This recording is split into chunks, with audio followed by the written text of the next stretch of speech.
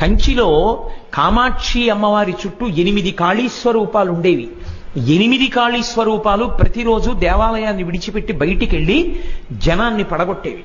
అమ్మవారి యొక్క తేజస్సు ముందు ఎవరు నిలబడలేకపోయేవారు. ఉగ్రస్వరూపం అంటే కోపం అని కాదు, ఆవిడ తేజస్సు తట్టుకునే శక్తి మనకి లేకపోవడం. కామాక్షి పరదేవత ముందు నిలబడగలిగినటువంటి శక్తి జనులకు లోపించిపోయింది. లోపించిపోతే శంకరాచార్యుల వారు అమ్మవారిలో ఉన్న కళ కొంత తీసేసి అక్కడే శ్రీచక్రంలో పెట్టారు. పూర్తిగా తీసేస్తే లోకానికి ఉపకారం లేకుండా పోతుందని ఆ తీసిన శక్తినంతటినీ శ్రీచక్రంలో ప్రవేశపెట్టారు. 8 కాళీస్వరూపాలు కామాక్షి దేవాలయాన్ని విడిచిపెట్టి బయటికి వెళ్ళేవి.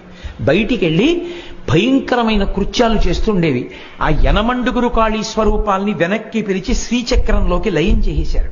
బయటికి వెళ్ళడానికి వీల్లేదని. మీకు నేను ఒక ఆశ్చర్యకరమైన విషయం చెప్తే తెల్లబోతారు. కంచిలో కామాక్షి